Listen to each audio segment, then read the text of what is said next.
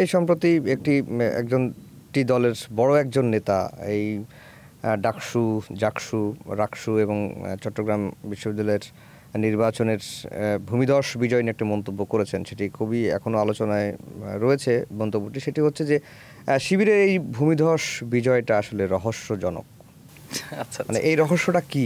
মানে এটা এখন কোন সেন্স থেকে উনি কোশ্চেন করেছে বা কোন পার্সপেক্টিভ থেকে করেছে? উনি আবার বলছেন যে গ্রামগঞ্জে যেমন 500-1000 টাকায় ভোট কেনা যায়, এটাও তিনি বলেছেন। হয়তো ওইদিকেই তিনি নেগেটিভ অর্থেই মিন করেছেন। আচ্ছা, তো উনি যদি পজিটিভ অর্থে মিন করে থাকেন তাহলে তো রহস্য হচ্ছে যে ছাত্র শিবির শিক্ষার্থীকে বোঝার চেষ্টা করেছে আসলে শিক্ষার্থীরা কোন রাজনীতি চায়।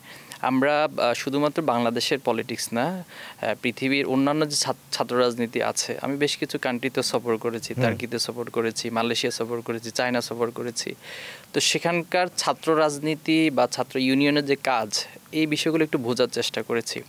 তো ওখানে দেখলাম যে তারা শিক্ষা রিলেটেড কাজগুলো করে, পলিসি মেকিংয়ে কাজ করে, ছাত্রদের কল্যাণে কাজ করে, তাদের অধিকার নিয়ে কাজ করে। তা আসলে রিয়েলি ছাত্র রাজনীতি মানেই তো এটা। বাট আমাদের এখানে যে প্র্যাকটিসটা হয়ে এসেছে যে বিগত সময়ে এখানে হচ্ছে গোলামিতন্ত্র, আপনার উপর হচ্ছে জোর করে কিছু একটা চাপিয়ে দেওয়া, এরপর হলগুলোকে দখল করে রাখা, নিজেদের অথবা কোনো একটা দলের হয়ে লাঠিয়াল বাহিনী হয়ে তাদের ক্ষমতা টিকিয়ে রাখার জন্য, তাদের মানে ব্যক্তিকে টিকিয়ে রাখার জন্য যে রাজনীতি, সেটা হয়েছে। গেস্ট রুম কালচার, এই কাজগুলোই হয়েছে আসলে দীর্ঘ। আবরার ফাহাদের হত্যাকাণ্ড, বিশ্বজিৎ হত্যা, এরকম কেস তো হাজার হাজার দেয়া যাবে। তো ওই জায়গাটা থেকে ছাত্ররা আসলে যেটা চায়, একটা ক্যাম্পাসে সুন্দর নিরাপদ পরিবেশ, সে তার মতো করে মত প্রকাশ করতে পারবে। আমার যদি কোনো আদর্শের ভিন্নতা থাকে, আমি ইচ্ছে মতো আমার আদর্শ চর্চা করতে পারবো, কিন্তু আমাকে বাধা দিবে না। কিন্তু আপনি দেখুন, ঢাকা ইউনিভার্সিটি প্রোডাক্টিভ রমাদান আয়োজন করা হয়েছে, সেখানে মেরে পিটিয়ে রক্তাক্ত করে দেওয়া হয়েছে। একজন কোরআন রিসাইটেশন, যেখানে 90% মুসলিম, সে কি ঢাকা ইউনিভার্সিটিতে কোরআন তিলাওয়াত করতে পারে না? অথচ দেখেন সেখানে গান হচ্ছে, বাজনা হচ্ছে, সব কিছু হচ্ছে। তাহলে সেই আদর্শ যদি কেউ চর্চা করতে পারে, তাহলে কোরআনের আদর্শ কেন চর্চা করতে পারবে না? তো আমরা এই জায়গাটা এসে যে যার ইচ্ছা যেভাবে তার আদর্শ চর্চা করার স্বাধীনতা রয়েছে, তিনি সেটা করবেন, কিন্তু কেউ বাধা প্রদান করবে না, জোর করে আদর্শ চাপিয়ে দিবে না। তো আলহামদুলিল্লাহ শিক্ষার্থীরা আমাদের এই চিন্তার সাথে এবং ছাত্র রাজনীতির যে বৈশ্বিক দাবি রয়েছে বাংলাদেশের প্রেক্ষাপটে, শিক্ষার্থীরা যা চায়, জুলাই এবং আগস্টের যে আকাঙ্ক্ষা, সেটার উপরে ভিত্তি করে আমরা আমাদের কর্মসূচি প্রণয়ন করেছি। এবং এই কর্মসূচিটা শিক্ষার্থীদের সাইকোলজির সাথে ম্যাচ করার কারণে তারা আমাদেরকে বেছে নিয়েছে। এটা হলো পজিটিভ জায়গা। আর নেগেটিভ যে অ্যাপ্রোচটা তিনি করেছেন, তো এটা আসলে আমি মনে করি শিক্ষার্থীদেরকে অপমান করা হয়েছে।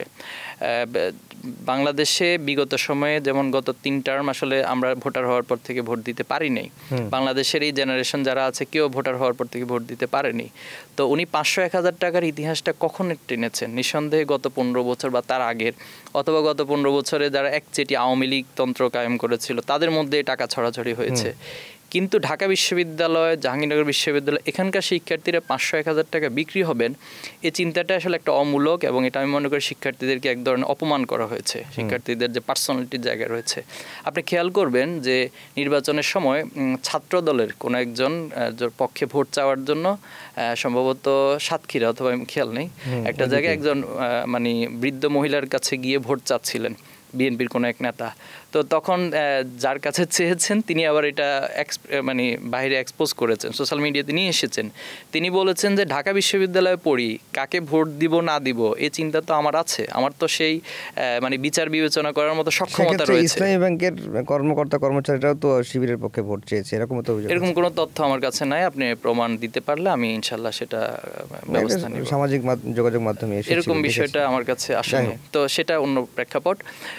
তো এখানে যেটা বলছি আমি, মূলত প্রসঙ্গটা হলো যে এই যে শিক্ষার্থীরা তার নিজের জাস্টিফিকেশনের যথেষ্ট ক্ষমতা রয়েছে, কাকে কি বাছাই করতে হবে, কি করতে হবে, সে নিঃসন্দেহে যিনি মন্তব্য করেছেন, এটা ওনার একান্ত মন্তব্য। তো আমি মনে করি এটা শিক্ষার্থীদের যে ম্যান্ডেট, এটাকে অপমান করা হয়েছে।